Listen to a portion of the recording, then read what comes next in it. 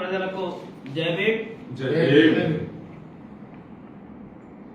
Municipal ఎన్నికలలో ఓట్లేసి గెలిపించిన తెలంగాణ ప్రజలకు బహుజన్ సమాజ్ పార్టీ తరఫున మనస్ఫూర్తిగా జై భీమ్ తెలుపుతా ఉన్నాము. శాంతియుతంగా ఓటును ఉపయోగించుకొని వివిధ పార్టీలను క్యాండిడేట్లందరినీ కూడా గెలిపించిన ప్రజలకు బీఎస్పీ తరఫున ధన్యవాదాలు తెలియజేస్తూ, మరియు బీఎస్పీ పార్టీ తెలంగాణ రాష్ట్రంలో 116 మున్సిపల్లో 213 క్యాండిడేట్లు పోటీ చేయడం జరిగింది. అందులో 2 గెలవడం జరిగింది. ఒకటి గాదె వెంకటేష్ గారు, గూదె వెంకటేష్ గారు, 2 బి అరుణ గారు. గూదె వెంకటేష్ గారు అలియాబాద్ మున్సిపాలిటీ, మెదక్ మన మేడ్చల్ డిస్ట్రిక్ట్. అదే బి అరుణ గారు మెదక్ మున్సిపాలిటీ. వీళ్ళిద్దరికీ బీఎస్పీ పార్టీ రాష్ట్ర కమిటీ తరఫున మనస్ఫూర్తిగా శుభాకాంక్షలు తెలియజేస్తున్నాం. అదేవిధంగా తెలంగాణ రాష్ట్రంలో అన్ని పార్టీల తరఫున గెలిచిన కౌన్సిలర్లకు, కార్పొరేటర్లకు అందరూ కూడా బహుజన్ సమాజ్ పార్టీ తరఫున శుభాకాంక్షలు తెలియజేస్తూ, మరి ఈరోజు తెలంగాణ రాష్ట్రంలో చాలా దురదృష్టకరమైన సంఘటనలను రాజ్యాంగానికి విరుద్ధంగా జరిగిన విషయాన్ని ఈ తెలంగాణ సమాజం దృష్టికి బీఎస్పీ తీసుకొస్తుంది. ఒక విషయం ఏంటంటే, భారతదేశంలో రాహుల్ గాంధీ గారు రాజ్యాంగం బుక్ పట్టుకొని భారతదేశంలో రాజ్యాంగాన్ని అమలు చేయడం తప్ప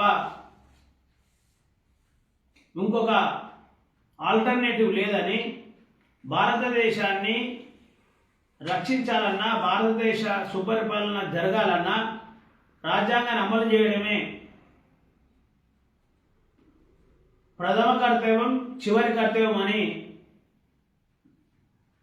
రాహుల్ గాంధీ తను దేశవ్యాప్తంగా పర్యటన చేస్తే, అదే కాంగ్రెస్ పార్టీ ఈరోజు తెలంగాణలో పాలన కొనసాగిస్తుంది. రేవంత్ రెడ్డి గారు, మీరు రాహుల్ గాంధీ గారికి ఇచ్చే మర్యాద ఇదేనా మీ కాంగ్రెస్ పార్టీ ఆధ్వర్యంలో? ఈరోజు అలియాబాద్ మేడ్చల్ మున్సిపాలిటీలో గూదె వెంకటేష్ గారు బీఎస్పీ పార్టీ తరఫున గెలిచారు. గెలిస్తే ఒకవేళ కాంగ్రెస్ పార్టీ కానీ, టిఆర్ఎస్ పార్టీ కానీ, బీజేపీ పార్టీ కానీ ఇతర పార్టీల మద్దతు కావాలనుకుంటే మీరు గెలిచిన క్యాండిడేట్లతో సంప్రదించి మర్యాదపూర్వకంగా మాట్లాడి రాజ్యాంగానికి లోబడి మీరు మద్దతు తీసుకోవాల్సింది పోయి, ఈరోజు బీఎస్పీ క్యాండిడేట్ను భయపెట్టించి పోలీసుల మధ్యలో గెలిచిన క్యాండిడేట్ ఇట్లా పోలీసు మధ్యలో ఇట్లా షెడ్ జిండిగి పోలీస్ స్టేషన్లో ఏసీపీ పోలీస్ స్టేషన్ తీసుకోవాల్సిన అవసరం వస్తుందా? తెలంగాణ రాష్ట్రంలో రాజ్యాంగం అమల్లో ఉందా? ఈ విషయంలో ఎలక్షన్ కమిషన్ కూడా చాలా సీరియస్గా ఆలోచన చేయాల్సిన అవసరం ఉంది. ఈ విషయాన్ని మీరు చూస్తే బీఎస్పీ క్యాండిడేట్ను పోలీసులు మొత్తం షెడ్ చింపితే తీసుకొని పోలీసులు వెళ్తే కాంగ్రెస్ పార్టీ, టిఆర్ఎస్ పార్టీ 2 పార్టీల మధ్యలో తోపులాటల బలవంతంగా కిడ్నాప్ చేయడానికి ప్రయత్నం చేస్తే పోలీస్ డిపార్ట్మెంట్ వాళ్ళు ఇచ్చే రక్షణ ఇదేనా? డీజీపీ గారు మీరే ఆలోచన చేయండి. తెలంగాణ రాష్ట్రంలో ఈరోజు ఎన్నికలలో పోలీస్ డిపార్ట్మెంట్ రక్షణ కల్పించడంలో 100% ఫెయిల్ అయిందనే విషయం స్పష్టం చేస్తున్నది. మీరు చూడండి, ఇక్కడ నెక్స్ట్ పోలీస్ స్టేషన్లో గెలిచిన క్యాండిడేట్ ఇంటికి పోవాలన్నా పోలీస్ స్టేషన్ పోవాలన్నా? గెలిచిన క్యాండిడేట్ పోలింగ్ బూత్ నుంచి గెలిచిన క్యాండిడేట్ ఇంటికి పోవాలా పోలీస్ స్టేషన్ పోవాలా? క్యాండిడేట్ పోలీస్ స్టేషన్ పోవాల్సిన అవసరం ఏమొచ్చింది? ఇది ప్రజాస్వామ్యానికి విరుద్ధం, రాజ్యాంగానికి విరుద్ధం. ఈ క్యాండిడేట్ ఎక్కడ ఉన్నాడు ఇప్పుడు? మా పార్టీ మనుషులను వాళ్ళ ఇంటికి పంపిస్తే ఆడ పార్టీ క్యాండిడేట్ లేడు. ఇక్కడ దగ్గరికి వజ్రేష్ యాదవ్ గారు వెళ్ళారట, ఏడికి అలియాబాద్ మున్సిపాలిటీ గారికి. వజ్రేష్ యాదవ్ అలియాస్ జంగయ్య యాదవ్ గారు, మా క్యాండిడేట్ ఎక్కడున్నాడో మీరు చెప్పకపోతే మీ ఇల్లు బీఎస్పీ పార్టీ ఆధ్వర్యంలో ముట్టడించాల్సి వస్తుంది. మా క్యాండిడేట్ ఎక్కడో చెప్పండి. మీరు మీకు వాళ్ళ మద్దతు కావాలనుకుంటే మాకు అడగండి, లేకపోతే క్యాండిడేట్ను కూర్చునిబెట్టి ఇంట్లో కూర్చునిబెట్టి మాట్లాడండి ప్రజాస్వామ్య పద్ధతిలో. అది కాకుండా మీరు బలవంతంగా తీసుకుపోయి మీరు ఎక్కడ దాపెట్టిరో మీరు సమాజానికి, పోలీస్ శాఖకు మీరు చెప్పాల్సిన అవసరం ఉంది. డీసీపీ గారు, మేడ్చల్ డీసీపీ గారు, మీరు ఖచ్చితంగా వజ్రేష్ గారికి యాదవ్ గారిపై మాట్లాడి, అలియాస్ జంగయ్య యాదవ్ గారితో మాట్లాడి మా క్యాండిడేట్ ఎక్కడ ఉండో మా పార్టీకి అప్పచెప్పాల్సిన బాధ్యత మీకున్నది. మా క్యాండిడేట్ వాళ్ళ ఇంటికాడ లేడు, బయట లేడు. ఎక్కడ ఉన్నాడు? ఉన్నాడా లేడా? ఏమైంది అసలు? ఈ తెలంగాణ రాష్ట్రంలో పోలీస్ శాఖ పనిచేస్తుందా లేదా? అంటే కేవలం ధనవంతులకే పనిచేస్తుందా? లేదా టీఆర్ఎస్, కాంగ్రెస్కే, బీజేపీకే ఉందా పోలీస్ శాఖ? బీఎస్పీకి పోలీస్ శాఖ పనిచేయదా? రక్షణ కల్పించదా? కల్పిస్తే మా క్యాండిడేట్ చేయడి. ఇమీడియట్గా మీరు పోలీస్ శాఖ వారు, డీజీపీ గారు మీరు చర్యలు తీసుకోవాలి.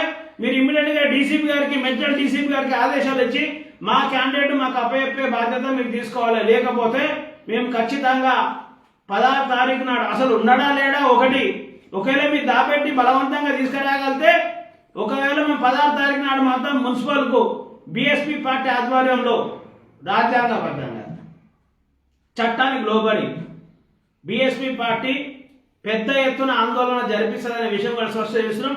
ఈ విషయాన్ని రాష్ట్ర వ్యాప్తంగా మేము సోషల్ మీడియా ద్వారా అన్ని రకాలుగా కాంగ్రెస్ పార్టీ బీఎస్పీ పార్టీపై దౌర్జన్యం చేస్తుంది అనే విషయాన్ని మేము స్పష్టం చేస్తాం. ముఖ్యంగా దళితులకు, అణగారిన వర్గాలకు మీరు మీ మున్సిపాలిటీ చూసుకుంటే రాబోయే రోజుల్లో మీరు చాలా మూల్యం చెల్లించాల్సి వస్తుందనే విషయం కూడా మేము స్పష్టం చేస్తున్నాం.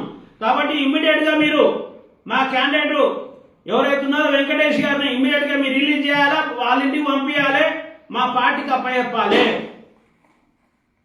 ఇది బహుజన్ సమాజ్ పార్టీ నుండి పోలీసు శాఖకు అప్పీలు మరియు హెచ్చరిక కూడా చేస్తున్నాం. మేము రాజ్యాంగాన్ని కాపాడవలసిన బాధ్యత మీదే. అదేవిధంగా మేదక్ జిల్లాలో బి అరుణ గారు బీఎస్పీ పార్టీ నుంచి గెలిచినాక వాళ్ళ కొడుకు బీఎస్పీ పార్టీ ఆధ్వర్యంలో ర్యాలీ చేశాడు. మా పార్టీ రాష్ట్ర నాయకులు, స్టేట్ జనరల్ సెక్రటరీ ఈశ్వర్ గారు, జిల్లా నాయకులు అందరు కలిసి వాళ్ళ కొడుకు ర్యాలీ చేస్తున్నాడు. ఇమ్మీడియట్గా పోలింగ్ బూత్కి వెళ్ళి అపహరించుకొని మైనంపల్లి హనుమంతరావు గారు తీసుకుపోయి మీ ఇంట్లో మీ పార్టీలో జాయిన్ చేసుకుంటావా? ఇదేనా నువ్వు రాజకీయం నేర్చింది? ఇంత సీనియర్ నువ్వు రాజకీయాలల్లా? ఇదేం పద్ధతి? ఇదేం రాజ్యాంగాన్ని అమలుపరచుడు? రాజ్యాంగాన్ని పాటించడం ఇదేనా మీరు? రాహుల్ గాంధీ నాయకత్వాన్ని బలపరచడం అంటే ఇదేనా మీరు చేసేది? మీ దాదాగిరి, మీ దొరతనం అంతా కూడా టీఆర్ఎస్ పైన నడుస్తుంది, బీజేపీ పైన నడుస్తుంది, బీఎస్పీ పైన నడదనే విషయం మేము స్పష్టం చేస్తున్నాం. హనుమంతరావు గారు మీరు చాలా సీనియర్ లీడర్, మీకు బీఎస్పీ పార్టీ రిక్వెస్ట్ చేస్తుంది, హెచ్చరిస్తున్నది. మా క్యాండిడేట్ను మా పార్టీ దగ్గరికి మీరు పంపించాలి. లేకపోతే మీ ఇంటిని కూడా శాంతియుతంగా రాజ్యాంగానికి లోబడి ప్రజాస్వామ్యబద్ధంగా మీ ఇల్లు కూడా మేము ముట్టడిస్తామనే విషయం స్పష్టం చేస్తున్నాం. అదేవిధంగా ఏదైతే మున్సిపల్ ఎన్నికలు ఒకవేళ మీరు పంపించకపోతే ఎన్నికలు జరిగే నాడు ఖచ్చితంగా బీఎస్పీ పార్టీ 1000 మందితో శాంతియుతంగా, రాజ్యాంగానికి అనుకూలంగా, చట్టబద్ధంగా శాంతియుత నిరసన తెలిపి మీరు ఒక్క కౌన్సిలర్నే చూస్తున్నారు. రాబోయే రోజులల్లా నీ పదవిని కూడా మేము చూస్తాం. అట్లేమనుకోకూరు మీరు. మీకు ఒకటే క్యాండిడేట్ తక్కువ పడ్డది కదా ఈరోజు. మరి మీకు కూడా 5-10 వేలే తక్కువ పడతాయి మీకు గెలవడానికి. అది బీఎస్పీ పార్టీ కూడా ఆ సంగతి కూడా చూస్తున్న విషయం కూడా మీకు కూడా స్పష్టం చేస్తున్నాం. కాబట్టి మాకు మహానీయులు అండ ఉన్నది, మహానీయుల ఆలోచన అండ ఉన్నది, మహానీయుల పోరాటం అండ ఉన్నది, బయన్ కుమారి మాయావతి గారి అండ మాకున్నది ఈ దేశంలో. మీరు కూడా ఇమ్మీడియట్ గా మా క్యాండిడేట్ మాకు పంపించకపోతే ఇది ప్రజాస్వామ్యం కాదు. పార్టీలు మారితే ప్రజాస్వామ్యం కాదని, నైతికంగా అని మాట్లాడే మీరందరూ ఇదా చేసే పని. కాబట్టి తెలంగాణ ప్రజలారా ఒకసారి వీళ్ళ గురించి ఆలోచన చేయండి. మేము డబ్బులు పెట్టి పార్టీని నిలబెట్టే పార్టీ కాదు మాది.